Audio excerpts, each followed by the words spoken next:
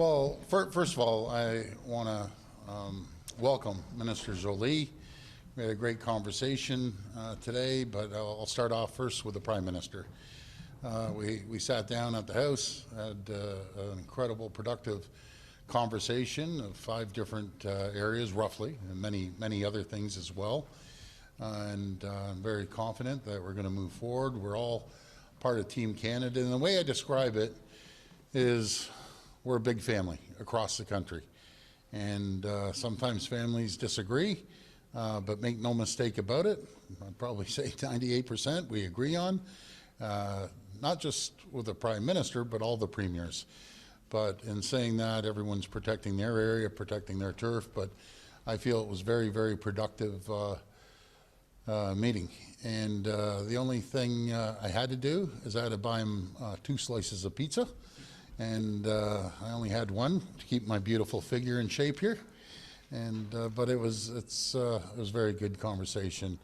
I'd also want to thank Minister Joly for coming up with a great auto strategy that the minister has put together that we're going to be part of, and along with a few other folks in Labour. And we're moving forward.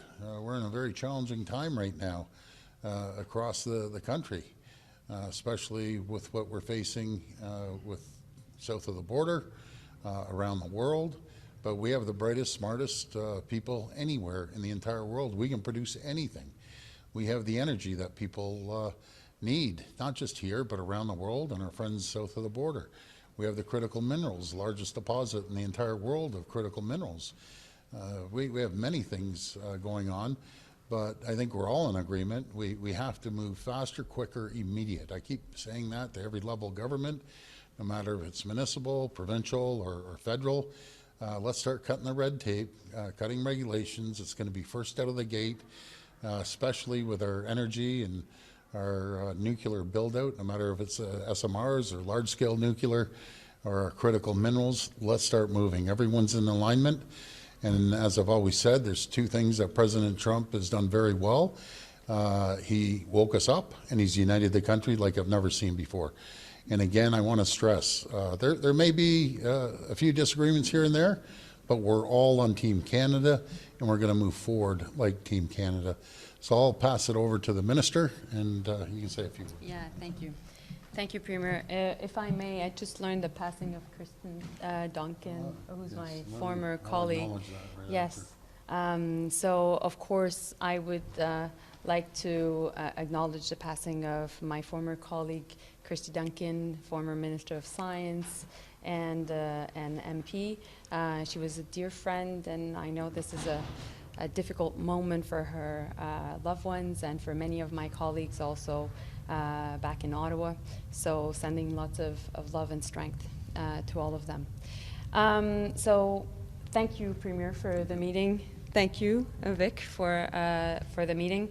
So it was an important meeting because we needed to talk about, obviously, what is going on in the auto sector. And I had the chance to meet earlier today Lana Payne from Unifor, and I've been having constant conversation with Flavio Volpe, also, who is representing the auto parts manufacturers.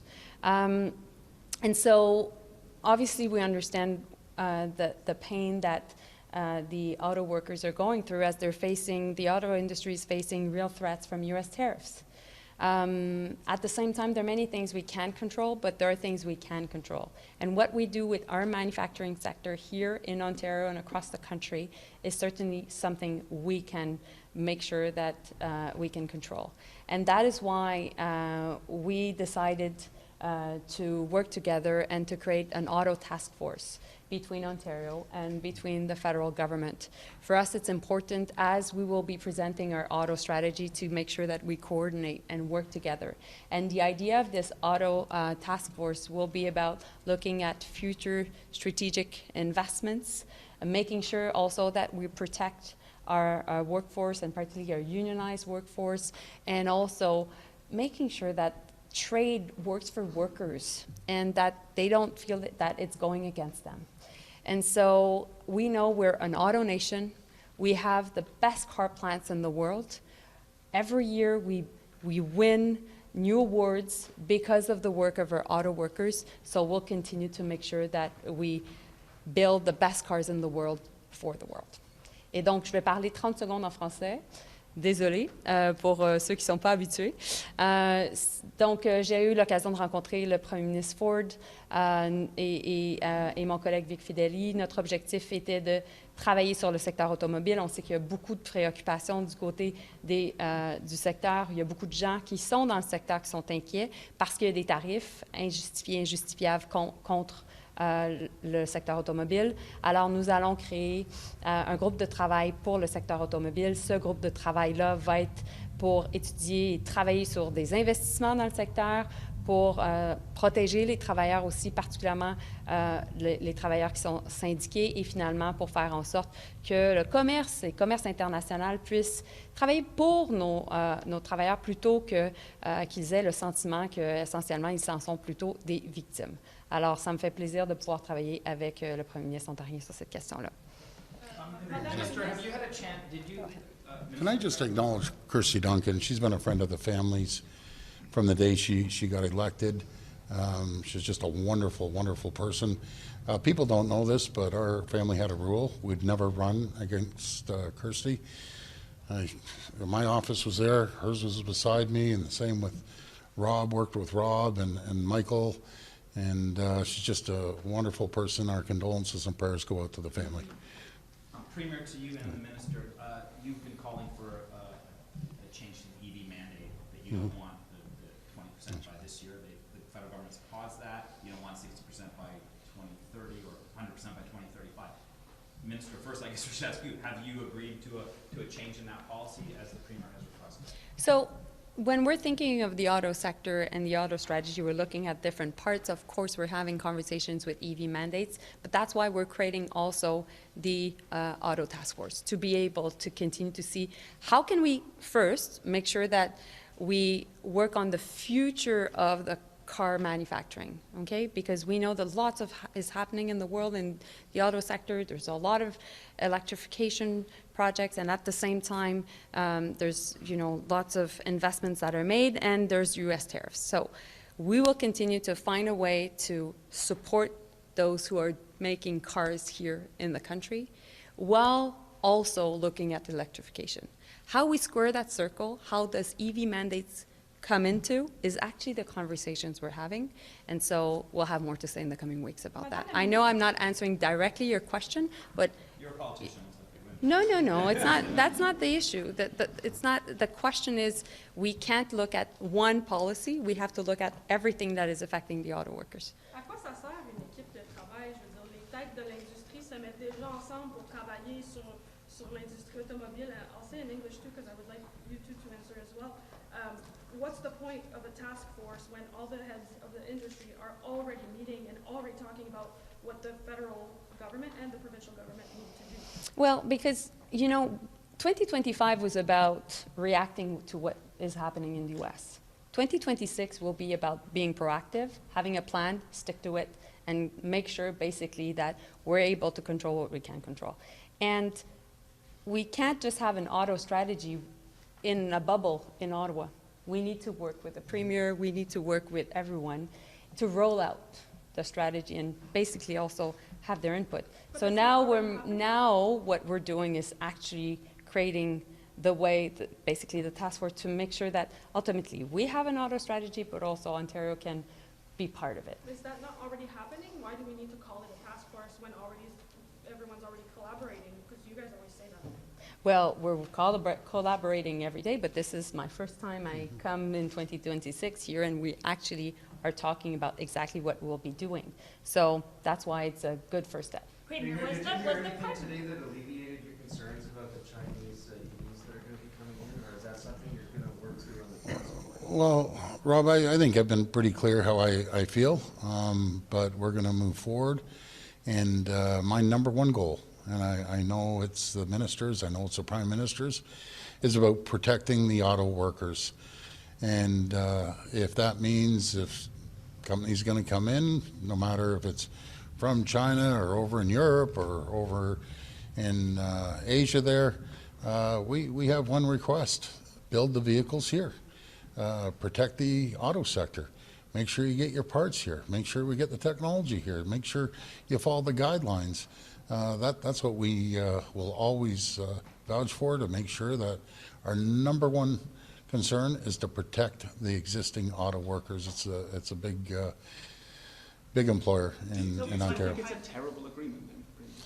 Well, again, I think I've voiced my opinion. I don't believe in rehashing it constantly. I want to move forward and really focus on the existing auto manufacturers here, see what we can do to support them and keep them here. And again, we always have to think of the U.S. As it stands right now. It's very difficult in Canada for auto companies if we don't ship the cars down south of the border. Now, are we looking at diversifying our trade around the world? 100% we are. Are we the best auto manufacturer? Do we have the best auto manufacturing people in the world? 100%. Technology will outproduce anyone. So I'm very confident as we sit down and we move forward, we're going to make sure that we'll protect the sector. Premier, you said you felt blindsided by the deal with the Chinese EVs. Do you know, did you get from the Prime Minister the reason why you were cut off of this deal? And do you think it has anything to do with that Ronald Reagan anti-tariff ad that your government put forward? Well, first of all, I'll start with the Ronald Reagan ad. Absolutely nothing to do with that whatsoever. That's long past, even though, as I always say, it was a great ad. But we're moving forward. You know, as I say, go back to my original statement. You got a big family. You're going to disagree with family members, and then you straighten it out. You move forward and make sure we're doing the right thing, not just for Ontario, but the Canadian people. And make no mistake about it, it's Team Canada all the way. But what did he say to you to alleviate your fears about this deal? Are you still worried that thousands of Well, jobs are affected? I don't get into private conversations I have with the Prime Minister. That was a small part of the conversation. A bigger part with the Minister. That's her portfolio, along with my great Minister Vid Fedeli that travels around the world, similar to Minister Joly. And I appreciate all the hard work that they do, attracting new companies to our market here in Ontario. You know, we're going to continue making sure that we're competitive on the tech sector, on the life science sector, manufacturing, financial sector, and the auto sector, food and agriculture. Those are the big ones. Sorry. Yes, go ahead. Maybe the minister could just address this point Yeah, about sure. EVs. What have you been able to tell the Premier about the government's plans for Chinese investment? There's people say that there are guarantees of that. What's your response to these criticisms? Well, there's two aspects of it. First, the auto strategy coming out will be able to address what we do with electrification, but also what we do with foreign direct investment, including from China. I really think that it's important that we protect our workers, particularly unionized ones, well, all of them, but we want to focus also on unionization. We think it's important, and we think also the security of software is really important. We'll never jeopardize or compromise the security of Canadians. It's our number one preoccupation and priority. And at the same time, we're definitely looking at making sure that there's a local supply chain, like the Premier mentioned. So that's one thing. Second thing is the amount of 49,000 Chinese EVs starting March 1st. When it comes to that, we will come up with the different conditions linked to it in the coming weeks. So we will be able to inform you with more. We will be able to inform you with more details in the coming weeks. Minister Ottawa expects that as part of the deal, China will invest in the industry and protect jobs here as well. But the Premier has been very clear he doesn't believe that will happen. What makes you hope this will happen? And if you can answer in French. Well, I already had meetings with different automakers, maybe Hyundai, maybe with Volkswagen, maybe BYD, Chery, and many Chinese automakers. I've had these conversations, well, continue to have these conversations. I think we have to be not naive, but also we have to be open-minded. And you know, the number one preoccupation when we talk about protecting jobs is we don't want any form of erosion of our industrial base in Canada. That's our goal. And, you know, we say that through saying, basically, we want to protect auto workers. And in that sense, we have means to make sure that that doesn't happen. And we will use these means. and I'll be able to talk to you more about it in the auto strategy.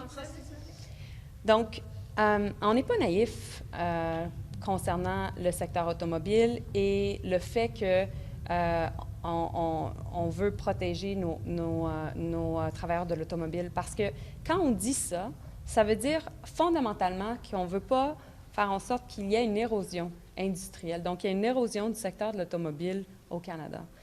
Le secteur automobile, bien entendu, est très, très important pour l'Ontario, mais il est important aussi pour l'ensemble du pays, parce qu'on sait que l'économie ontarienne est essentiellement l'épine dorsale de l'économie canadienne. Donc, dans ce sens-là, on a différents moyens pour protéger notre secteur industriel, pour protéger nos travailleurs. Et on va les utiliser.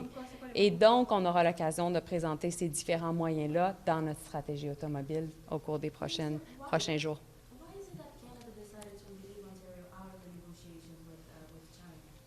Well, you know, the Prime Minister had an important work to do on the trade side, and we will always bring along Ontario. We'll always bring along all the different premiers. It's important for national unity issues, but also to make sure that we're able to protect workers. I think the Prime Minister and the Premier had a really positive conversation today, met together. They'll have the chance to see each other also later this week, Wednesday in Ottawa, and that's exactly why I'm here too. But folks, I think what is really, really important to remember is that there's a real rupture happening in the world right now. And the Prime Minister addressed it in Davos.